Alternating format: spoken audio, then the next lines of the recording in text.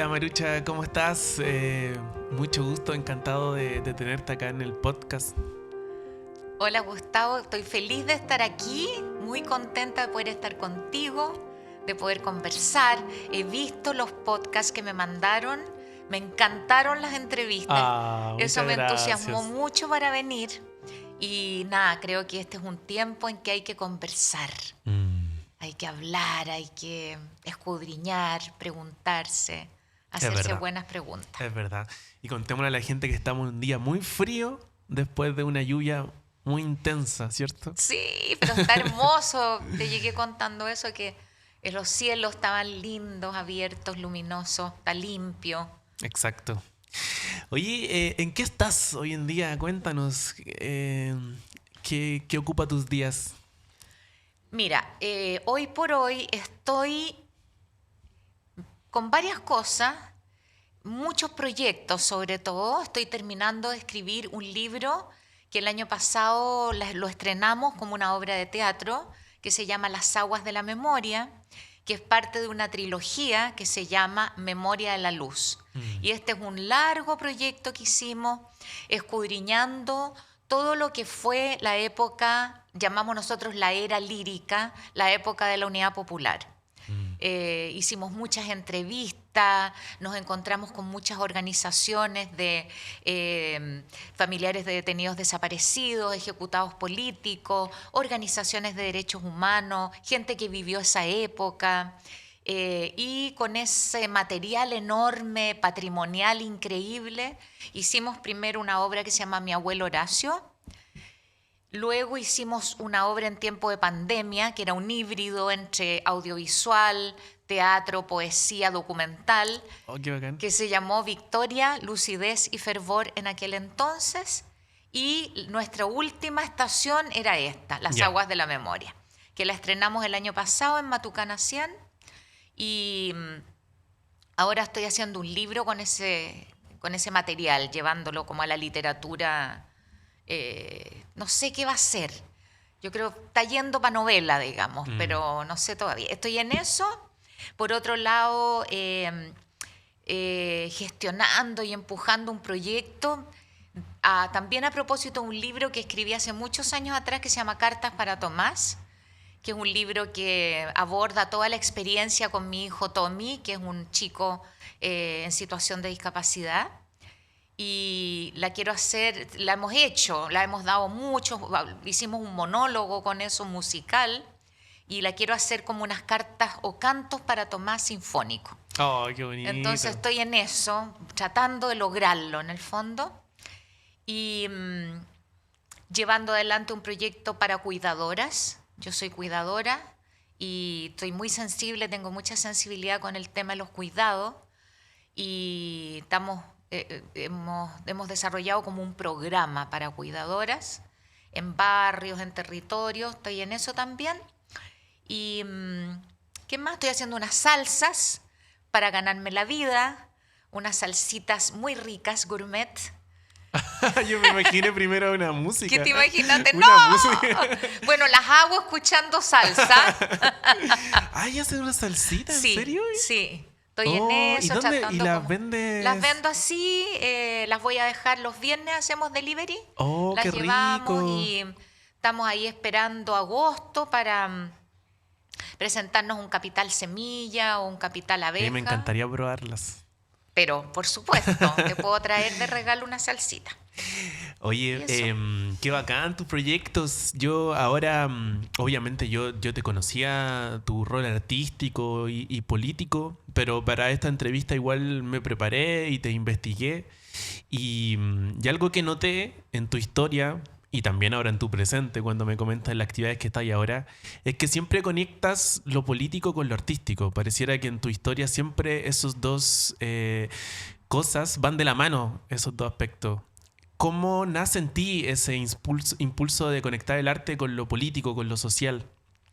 Es que el arte es lo más político que hay, o sea, el arte es un espacio de preguntas, hablábamos al principio como la necesidad de hacernos preguntas. El arte en general es un proceso de investigación en el cual tú te sumerges en el mundo en el que estás. Ese mundo está afuera y está dentro. y uno indaga, busca, te dejas tocar por eso, te toca ese mundo, te convulsiona, te conmueve, te apasiona, y ese mundo en el que tú te sumerges se convierte en un lenguaje. Y eso es el arte, es el lenguaje artístico, que puede ser teatro, puede ser cine, puede ser música. Entonces el arte es político para mí, es una manera de hablar, es una manera de poner tu voz, y de darle voz a otros también con los que tú vas caminando juntos. Y desde chica siempre, o sea, bueno, vengo de una familia en realidad muy comprometida con Chile. Mi mamá era bailarina, mi papá economista, y fueron personas muy comprometidas con este país de muchas maneras, cada uno desde su espacio. Entonces también nací ahí chicharra, pues, o sea, con una casa llena de gente que hablaba sobre Chile y que opinaba y que tenía sueños y que tenía pasiones y que quería que Chile fuera un mundo, fuera caminando hacia un espacio distinto. Entonces, como que tomé teta, digamos, ahí, en lo político y en lo artístico, en las dos cosas. Y bueno, así ha sido toda mi vida, digamos. Mi teatro ha sido orientado hacia ese espacio, a poder transformar el mundo en el que estamos. Qué bonito ese proceso. Pareciera que a veces el arte se distanciara un poco de la sociedad. Pareciera que a veces queda medio ajeno. Se desconecta, tal vez. Y en tu obra siempre está conectado y eso es muy bonito. ¿Crees tú que hay una responsabilidad en los artistas de que sea así? ¿O crees que si te nace nomás tiene que ser así? Bueno, yo creo que uno es libre en realidad para hacer las cosas como las siente. Pero yo creo que muchos artistas sienten ese llamado, o sea, uno trabaja con el espacio de los afectos, de la sensibilidad, de las emociones. Uno no trabaja solamente con las ideas, sino que con tu cuerpo además. Y tu cuerpo está acá, presente, hoy, sintiendo, viviendo.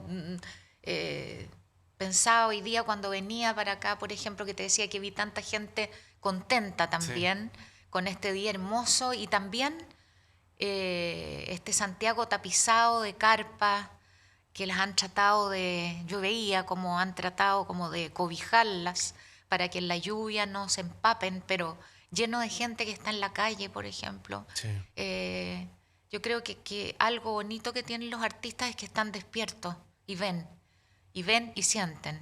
Entonces es muy difícil que no te comprometas con eso que tú ves y sientes, que te toca, te conmueve, te importa. Yo creo que son pocos los artistas que se desconectan en realidad, como de la realidad en la cual están inmersos. Sí. Conozco pocos. Sí.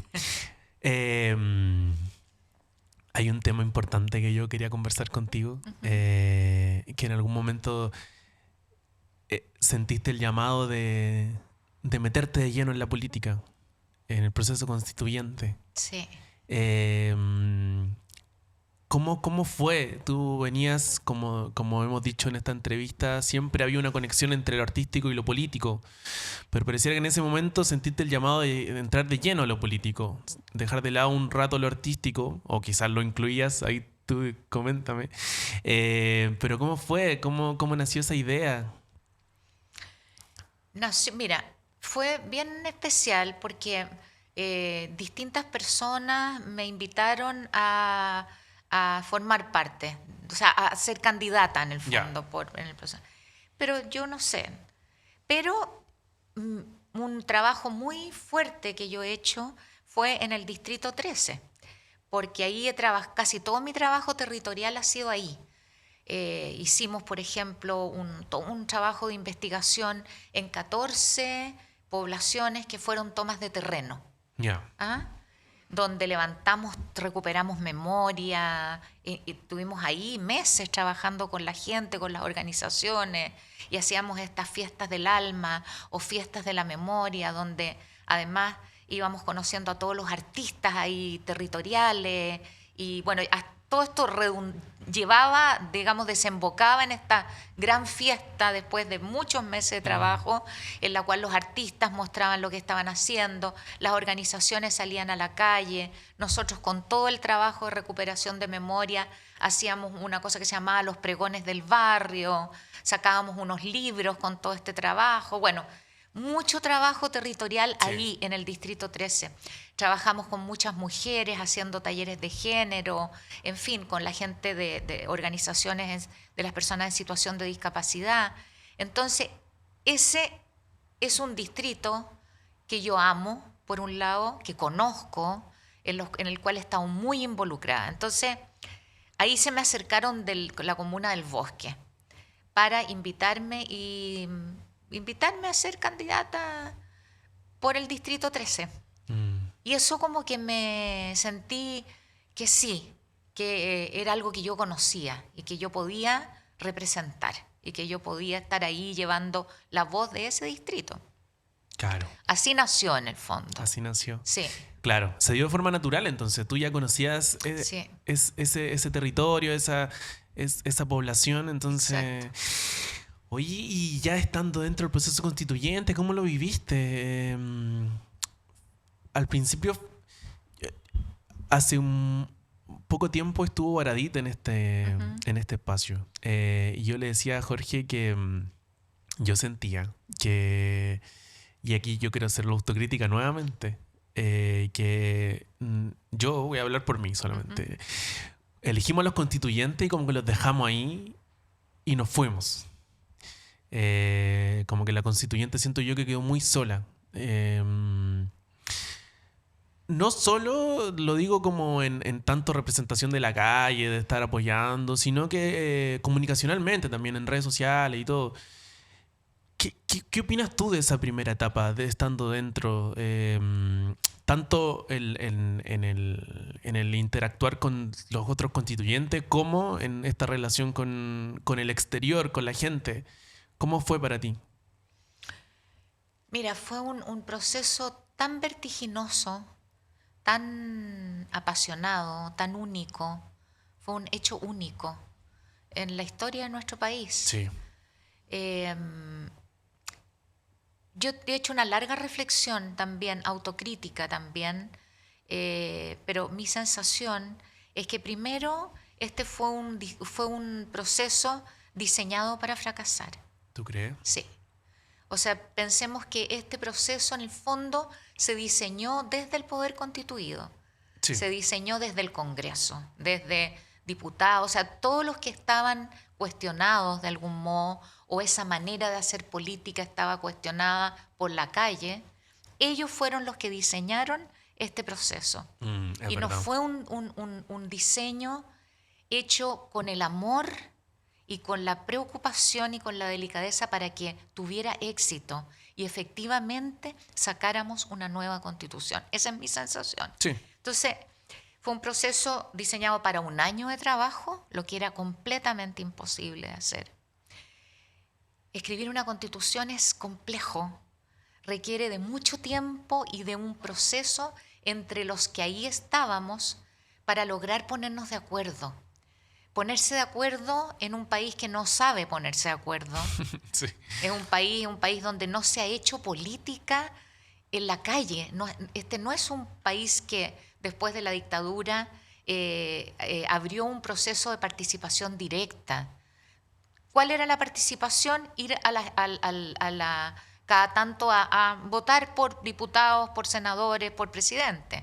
Pero esa participación profunda, real, a nivel territorial es algo, no tenemos esa experiencia, la experiencia de participar. Yo creo que después del estallido social se abrió todos estos cabildos en las plazas, en los hospitales, en las empresas. La gente empezó a sentarse, a conversar, los distintos además, con mundos, culturas, miradas distintas, ¿cierto? Pero ese ejercicio no lo teníamos. Entonces, en un año esto era imposible, donde habíamos 154, creo que éramos, seres humanos provenientes de mundos completamente diferentes, de regiones, de norte, de sur, de gente que venía de organizaciones, gente que venía del mundo político. Entonces, bueno, esa tarea en un año no era posible, de verdad que no era posible. Y tiene que ver un poco con lo que tú dices también. Pasamos 3 meses conversando de cómo darnos una metodología, en el fondo, para poder deliberar. Porque no existía, no teníamos ningún referente de asamblea constituyente o de proceso constituyente. Entonces quedaban 6 meses para escribir una constitución. Imagínate. Entonces, en esos 6 meses no pudimos tampoco nosotros volver a nuestros territorios. Nos desconectamos de algún modo de nuestras bases, a pesar de que hicimos el esfuerzo y a pesar de que al Congreso llegó mucha gente, gente que provenía de organizaciones o de distintos espacios, fue una cosa alucinante en realidad, cómo se abrió ese viejo edificio anquilosado, lleno de alfombras rojas, de grandes columnas, de unos cuadros enormes con unos señores, no había ni una mujer ahí, puros hombres, o cuadros gigantes que hablaban de la conquista con indígenas, de rodillas frente al blanco conquistador, por ejemplo.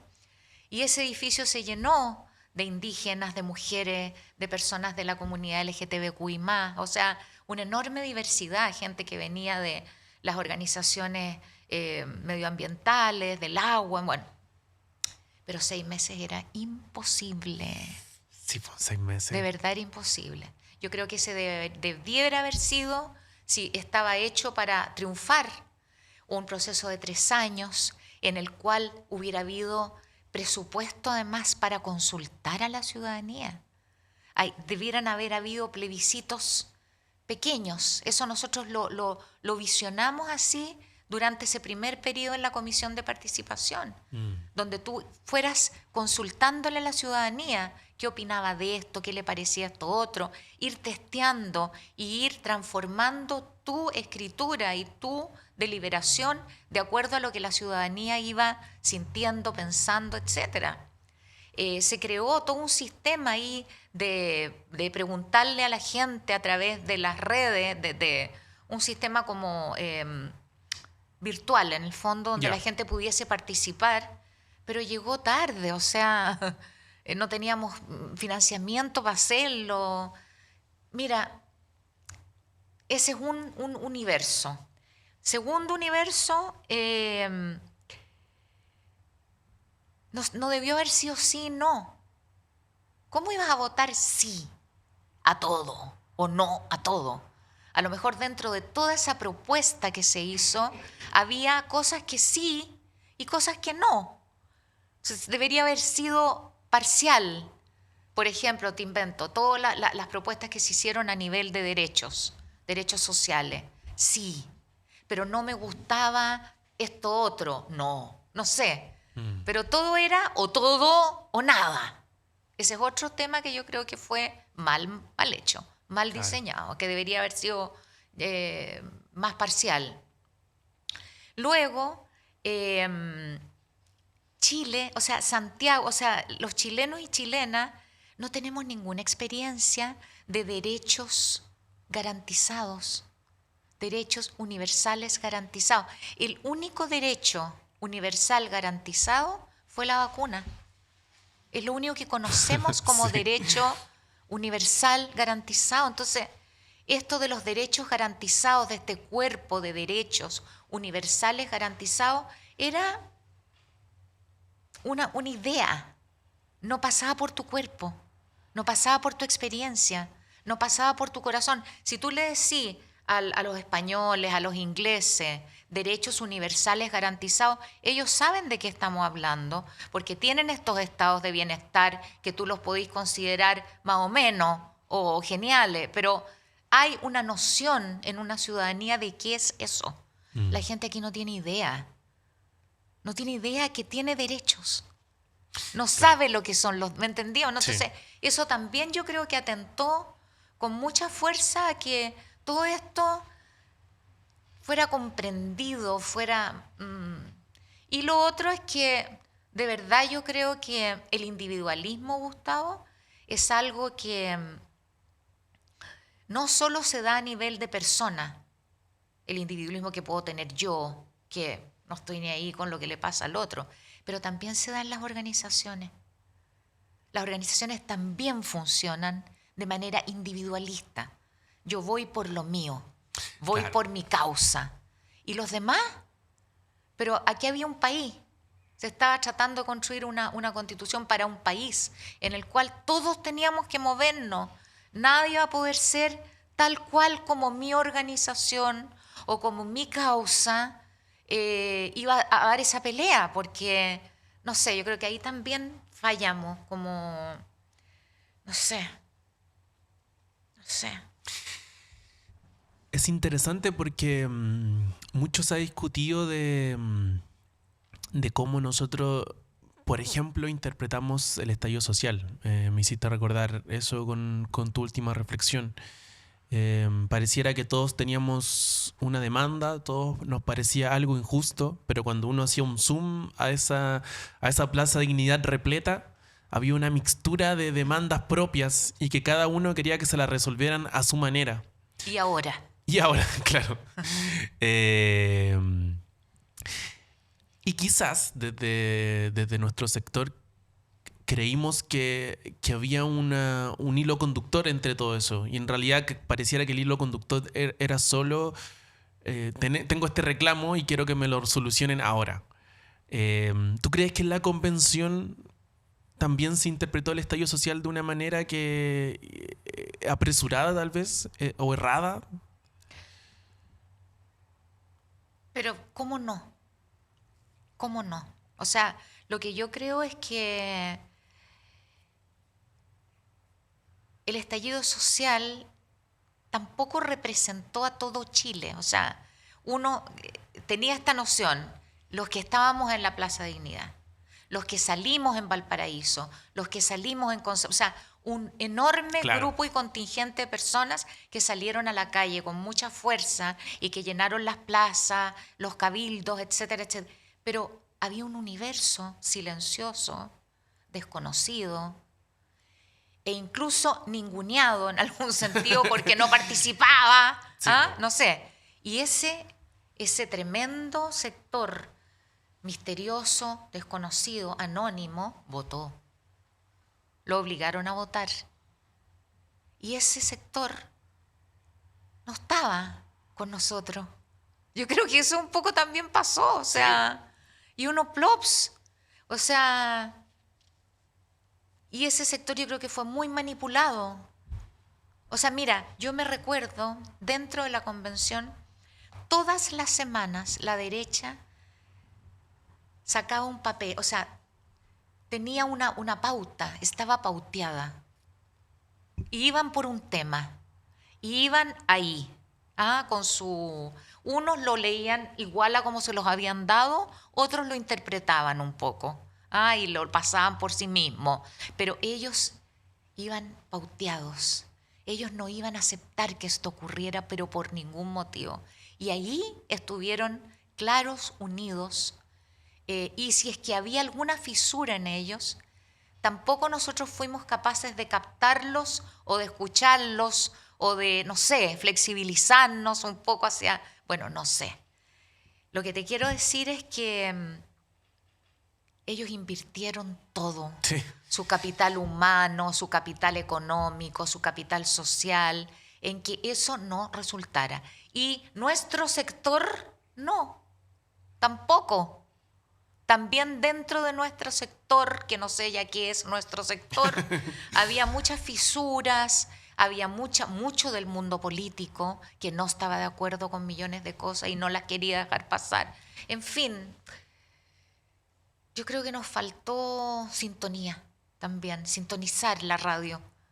Otras estaciones, no solo la FM, no sé, radio chilena, no sé. ¿Me entendí? Como eso, yo creo. Sí, es verdad. Yo no sé qué crees tú, pero a mí me convocaron también para apoyar en el proceso constituyente. Ya hacia el final, yo debo reconocer, y siempre lo voy a reconocer, que yo también me alejé del proceso constituyente. Yo por muchas semanas ni siquiera sabía qué estaba pasando, me desconecté. Yo creo que a mucha gente le pasó y cuando nos dimos cuenta ya era demasiado tarde. Pero lo que te quiero decir es que me convocaron para hacer campaña y yo fui a hacer campaña incluso a regiones. Y yo le decía a quienes me invitaban que ¿qué hago? Como, ¿qué digo? ¿Qué es lo que hay que salir a explicar? Yo pensando que había que explicar la Constitución, me decían, no, Gustavo, lo que tenemos que salir a decir es decirle a la gente que no le van a quitar la casa, primero que nada. Y yo le decía como, no, o sea, no creo que la gente haya creído eso. Y cuando fui a la calle y conversábamos con la gente, de verdad, la gente creía que le iban a quitar la casa. O sea, eso ocurrió, la gente de verdad pensaba eso. Y yo me di cuenta en vivo, o sea, yo que pensaba que no, están exagerando, no es tan así. Y era así, la gente de verdad, o sea, la campaña que se hizo, que ahora mucha gente critica y dice, no, es la excusa que tienen los constituyentes para decir por qué fracasó. Y no es así. Uno de los factores efectivamente fue la desinformación, Sí, que fue masiva. masiva. Y yo creo que hasta gente hasta hoy en día cree efectivamente que esa constitución le iban a quitar la casa. Exacto. Pero si imagínate, Gustavo, que, o sea, yo no puedo entenderlo. O sea, por ejemplo, para mí un tema era el tema de las personas en situación de discapacidad, que fue algo que luchamos mucho adentro por instalar una serie de normas, de que existiera ahí un espacio, los derechos de las personas. Creo que el 60% de la gente en situación de discapacidad votó rechazo. Mm. Votó rechazo. Las mujeres, muchas votaron rechazo. Aquí hubo un problema serio de comunicación. Pero para que haya comunicación necesitáis tiempo, necesitas desplegarte en los territorios, que toda esa gente que estaba en la Plaza de Dignidad, por ejemplo, ahora se hubiera empleado en salir a sus barrios, en hacer la campaña, en explicar, en contar qué es lo que se estaba haciendo, de qué se trataba. O sea, yo creo que de verdad, o sea, la derecha empleó, por eso te digo, todos sus recursos económicos, humanos, sociales, en desinformar. Pues imagínate que sacaron y que yo la vi, no es mentira, sacaron una constitución como que era la constitución que se había escrito, ¿En serio? sí, con puras falsedades. Bueno, de hecho, hasta hicieron videos diciendo que iban a cambiar la bandera. ¿Te acuerdas de Exacto. eso? Pero eso también nació de nuestra... Es como el perro. El perro que ladra, ladra, ladra, ladra y después no muerde. Ladramos mucho también. Porque también yo creo que ahí hubo una falta de... Bueno, pucha, estábamos acachados. O sea, todos los años esperando porque por fin pudiéramos instalar Es los verdad. temas, ¿me entendí? Entonces, claro, la gente estaba como ansiosa con aquello, pero o sea, obviamente no se iba a cambiar o sea, también hubo equivocaciones nuestras. Se dijeron cosas que nunca se debieron haber dicho. Se hicieron cosas que nunca se debieron haber hecho. Pero tú tiendes a comprender por qué se dijeron esas cosas. Obvio que Había lo una ansiedad, unas comprendo. ganas de cambiarlo Mucho todo. tiempo. O sea, un universo que ha sido pisoteado. Mm. Pisoteado por años, de años, de años, de años. Entonces, ahora por fin entrábamos al espacio del poder, donde podíamos hacer un cambio, entonces era todo, o sea, y no iba a soltar nada. Pero ahí nos faltó, para mi gusto, una sensibilidad fina de darnos cuenta en qué país estábamos. ¿Y ser estratégicos tal vez? Yo creo que no la tuvimos nomás, o sea, entender que nuestro país es un país conservador. Por ejemplo, yo de repente empecé como a darme cuenta que no les gustaba a muchos y muchas chilenos que uno fuera con la ropa que iba, una ansiedad de la gente de la corbata, eso le da seguridad, le da certeza, no Sí. sé, un montón de cosas que tienen que ver con una cultura muy conservadora en este país que uno debió haber escuchado. Hay una, ahora que mencionas eso, yo esto que te voy a decir lo he dicho antes. En estos viajes que hice para hacer campaña por el apruebo, iba viajando al norte y iba en avión y la azafata, fui al baño y la azafata me empezó a preguntar por qué iba de viaje. Yo le conté que estaba haciendo campaña por el apruebo y ella, muy buena onda, no fue pesada conmigo, pero ella me dijo que iba a votar rechazo. Entonces yo, en mi afán de hacer campaña, le pregunté por qué, como intentar convencerla. ¿Y sabes lo primero que me dijo? Me dijo, no me gusta la gente que está ahí. Yo creo que la tendrían que haber hecho abogado. Y yo le intenté decir que es que eso, yo le dije así como lo lindo es que está representado el pueblo en ese proceso constituyente. Hay trabajadores, hay abogados también, pero también hay artistas, deportistas, profesor, no sé, lo que sea. Como que le intenté decir, ahí también está la mixtura de la gente. Pero ella me dijo, no, yo creo que tenía que haberla hecho gente seria. Eso no me gustó, así que yo voy a votar rechazo. Y coincide con lo que tú estás diciendo. O sea, pareciera que en Chile la corbata, la apariencia es más importante al final. Claro, todo esto de... Me acuerdo todo ese primer tiempo en que no teníamos dónde comer, entonces nos sentábamos en las escalinatas.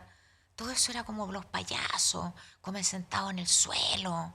Otra gente no, pero mucha gente, todos estos gestos que tienen que ver con la cotidianidad del pueblo chileno, de cómo somos todos, es como que incluso, por eso digo que hay un tema cultural súper fuerte. Es casi como que ese trabajador dice, no, yo no, o sea, yo no puedo escribir una constitución, yo no sé, no me corresponde, no, no sé, como de desvalorizarse también. Por eso te digo, debería haber habido una pedagogía de lo que es, de partida, qué es una asamblea constituyente. No sé, faltó mucha comunicación desde el inicio. Desde sí, usted sí puede estar ahí y usted tiene mucho que decir. ¿Quién más que usted puede hablar de lo que pasa en su territorio, de lo que pasa en su barrio, de lo que pasa en su organización? Sí. ¿Quién más que usted sabe lo que usted ha sufrido, lo que a usted le ha costado? ¿Quién usted, señora? ¿Quién más que usted sabe cómo le ha costado criar a sus hijos? ¿Qué pasa en el CEFAM? ¿Qué pasa en el hospital cuando usted pasa horas? ¿Me entiende? ¿Quién más que este pueblo puede saber lo que necesita?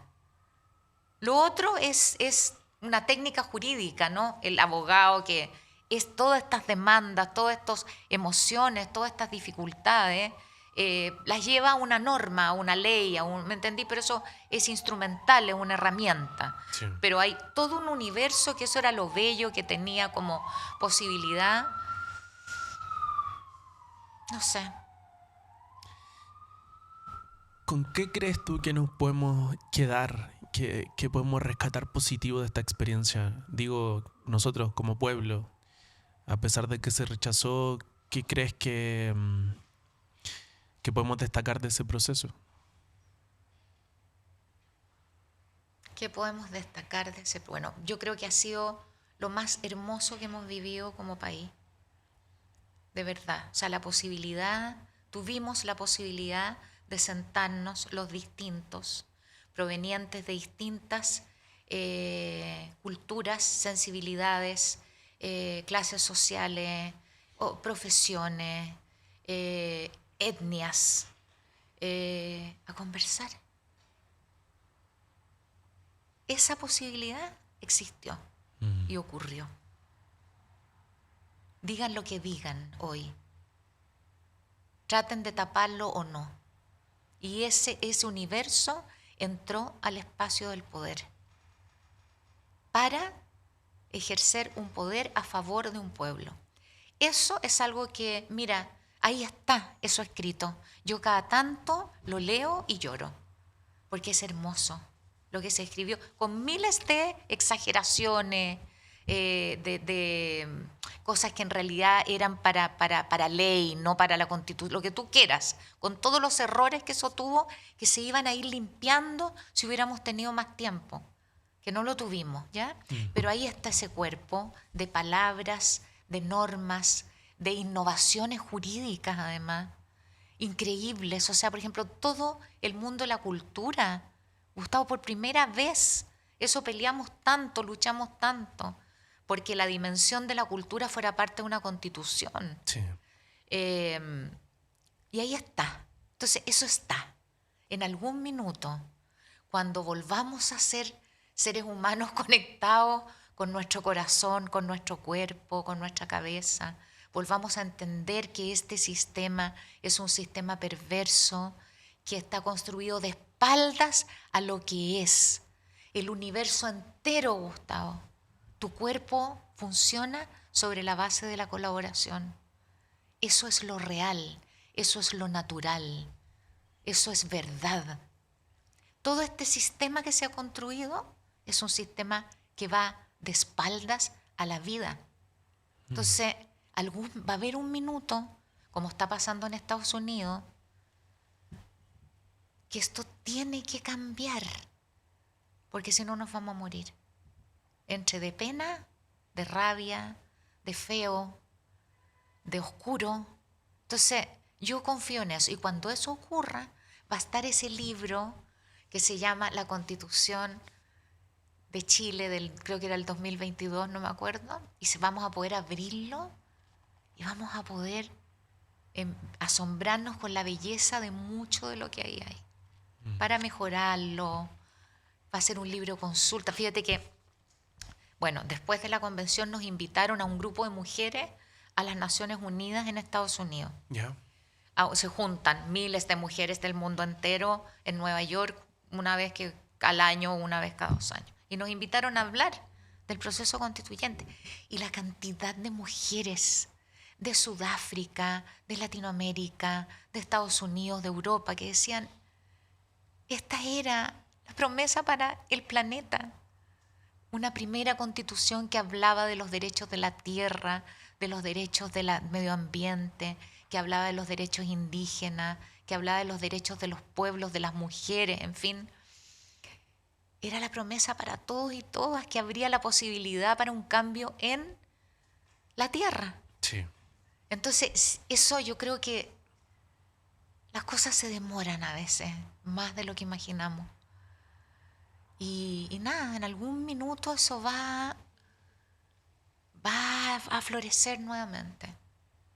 Y ojalá en este tiempo nos pongamos como paño frío y también pensemos en que yo siento como que desde el siglo XIX venimos luchando por un cambio de un mundo en el cual se respeten los derechos humanos, haya una cultura de derechos humanos, nos respetemos entre las personas, haya igualdad, en fin, tantas cosas. Y llegamos acá, pues, Gustavo, aquí estamos. Significa que la manera como hemos dado esa pelea tampoco ha sido la adecuada. Tenemos que descubrir unas nuevas maneras de dar esta pelea por lo luminoso, por lo amoroso, por lo bello. Hoy tenemos que preguntarnos eso. ¿Cómo hay que salir a la calle? ¿Hay que salir a la calle? ¿Cómo nos tenemos que juntar? Si viene otro estallido, ¿cómo tendría que ser? Justamente te quería preguntar de eso. Pareciera que la sociedad entera, incluso esto es algo que excede a nuestras fronteras de nuestro país, se ha individualizado, se ha atomizado. Tal vez la pandemia tuvo mucho que ver con eso. ¿Cómo crees tú que debemos acercarnos o nosotros ser agentes de cambio y que la gente se vuelva a conectar con lo colectivo, con lo que se vuelva a conectar con los otros? ¿Cómo hacemos ese proceso? ¿Qué crees tú? Mira, dame tu mano. Yo creo que ese mundo con el que soñamos se construye hoy, aquí, entre tú y yo, entre este equipo que hace este podcast. Tenemos que en cada gesto, en cada parpadeo, en cada inhalación y cada exhalación, en cómo nos hablamos, en cómo nos miramos, hay que construir ese mundo, hoy, ahora, aquí.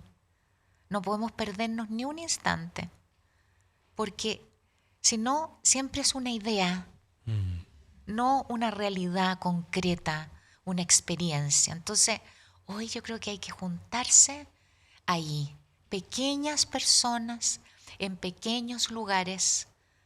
Hay que ir a conversar con esa gente, toda esta gente que tú llamas como, ay, que los fachos pobres, ay, que no sé qué, los individualistas, los consumistas. No, ir ahí a conversar y construir con ellos este mundo con el que soñamos.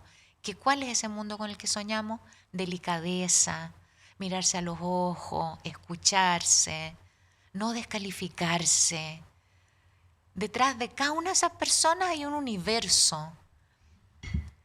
Entonces, yo creo que, yo no sé, yo sentí mucho, fíjate, después del proceso, tanta gente que estaba herida por nosotros, que las despreciábamos, porque pensaban así, porque les gustaba tener la Coca-Cola en la mesa, o porque no sé, por miles de razones.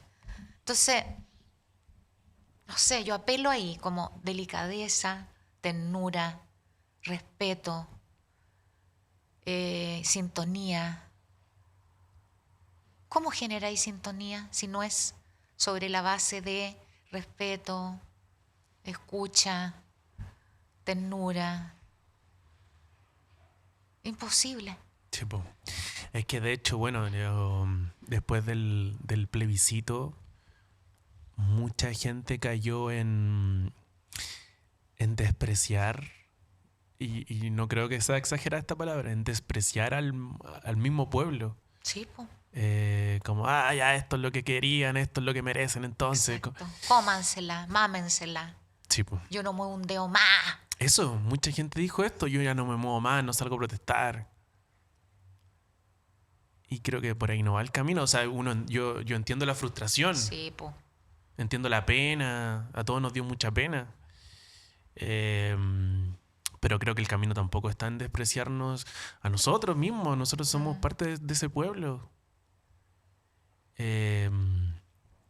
Oye, Manucha, para ir cerrando, está muy interesante la conversación.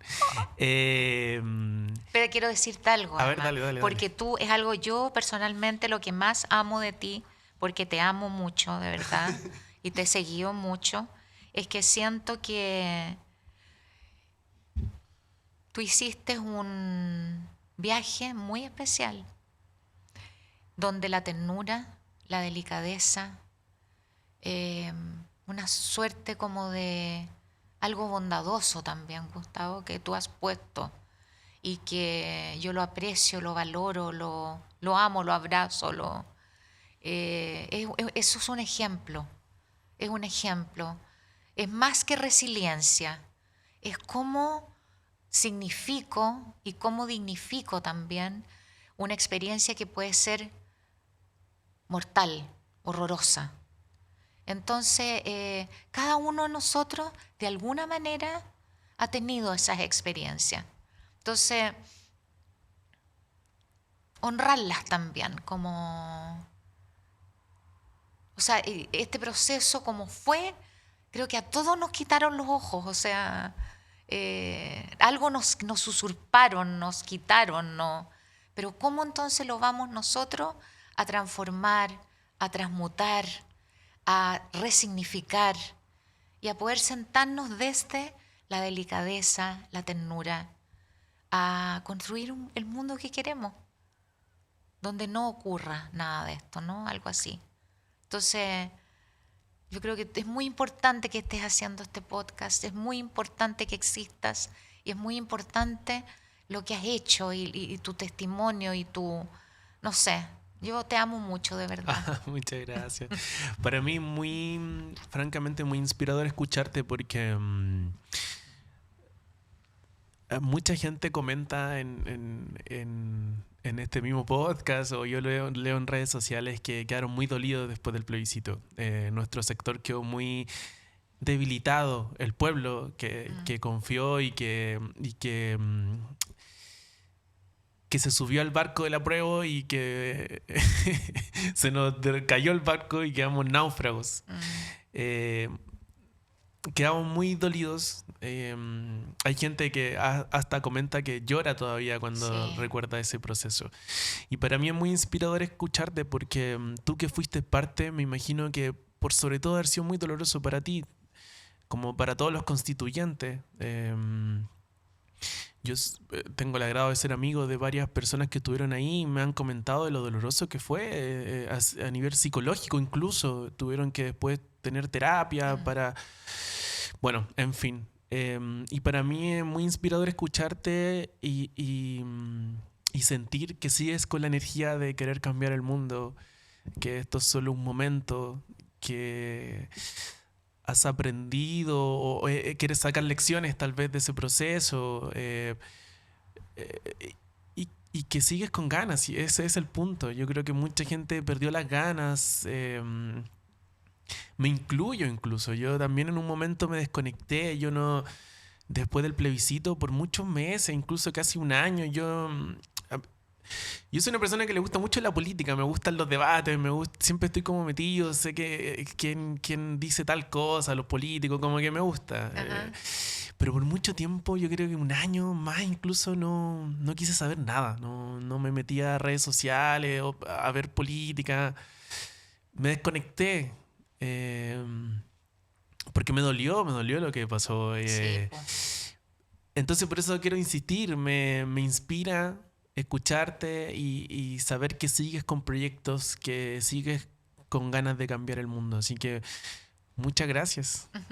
Muchas gracias por venir y muchas gracias por Muchas gracias por inspirarme. invitarme. Y yo traje algo, te quiero leer algo que A ver, traje, que tiene que ver con todo lo que hemos vivido. adelante. Y me encantaría leértelo. Por supuesto. Eh, Voy a ponerme los otros anteojos, el anteojo para cerca. Mira.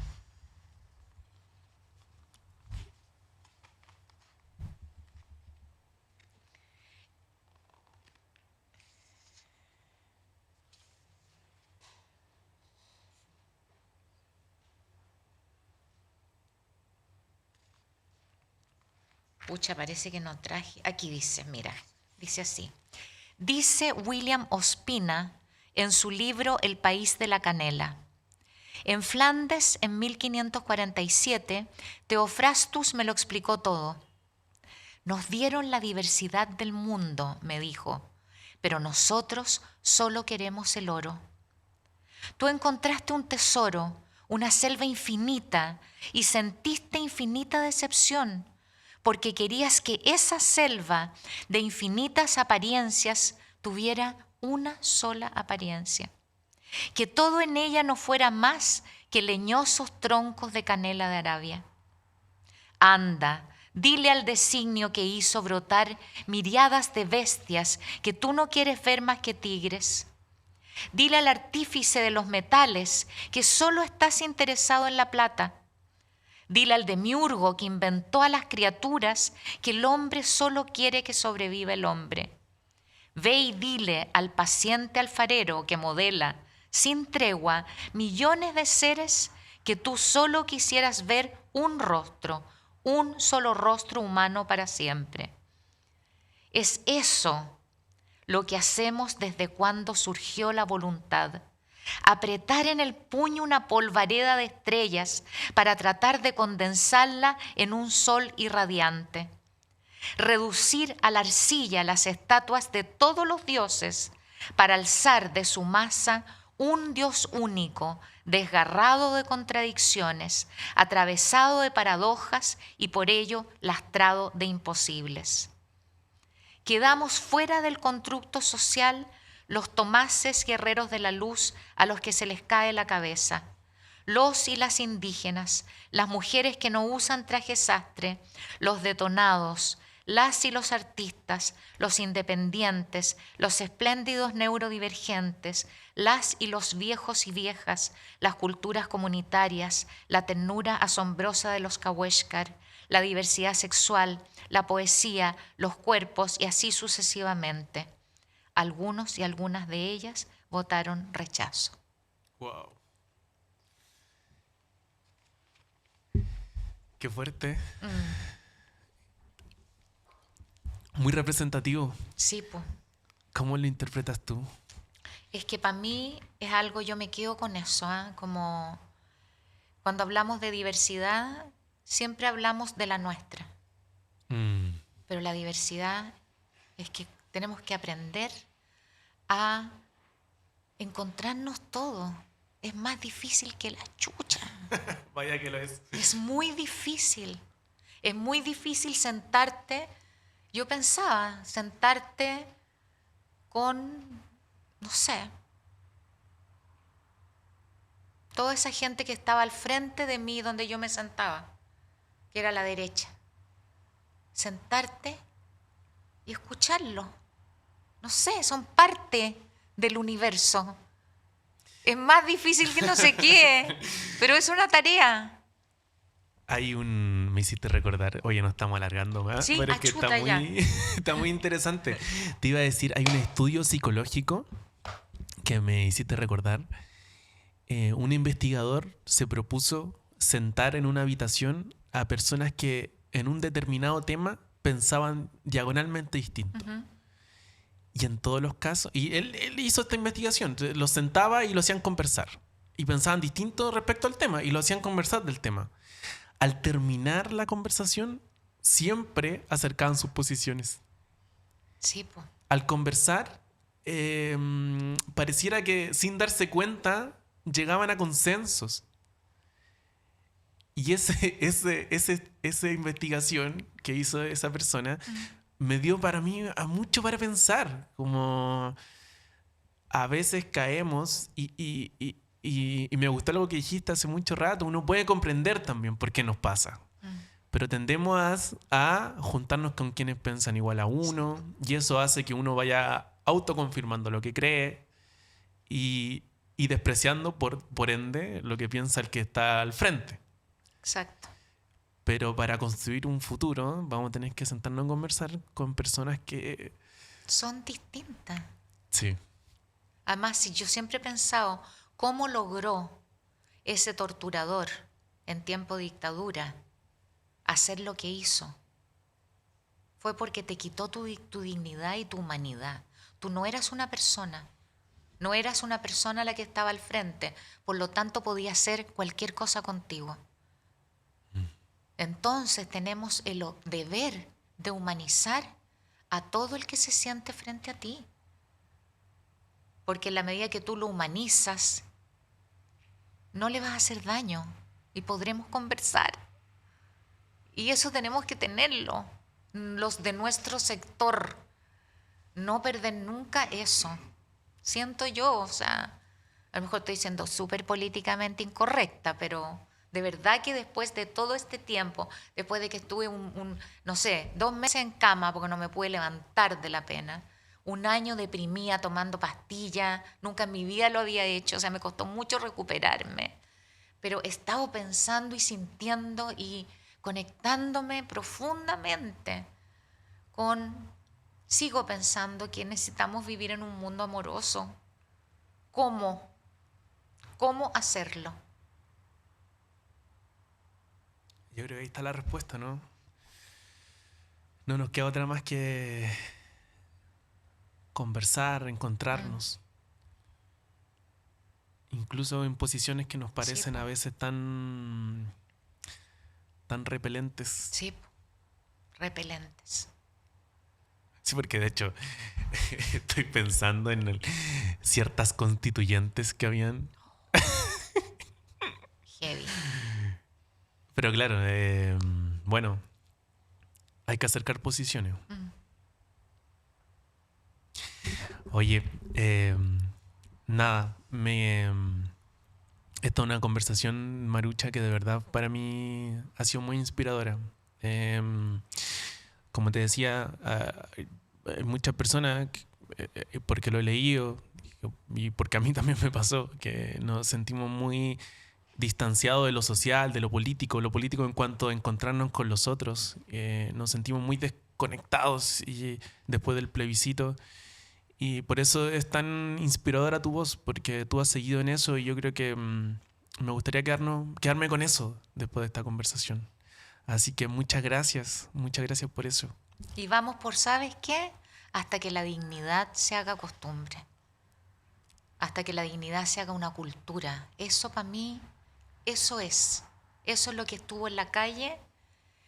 Por eso en el fondo, adentro salimos por eso, hasta que la dignidad se haga cultura, hasta que la dignidad se haga costumbre, hasta que la dignidad se haga política, se haga políticas públicas, se haga todo. Entonces, yo voy por eso. Eso tenemos que tenerlo, más allá de todo lo demás.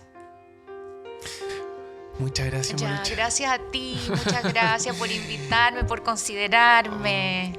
Que te vaya muy bien. A ti gracias. también. Y sigue así, sigue haciendo todo lo que estás haciendo. Gracias. Nos seguiremos encontrando. Vale, muchas gracias.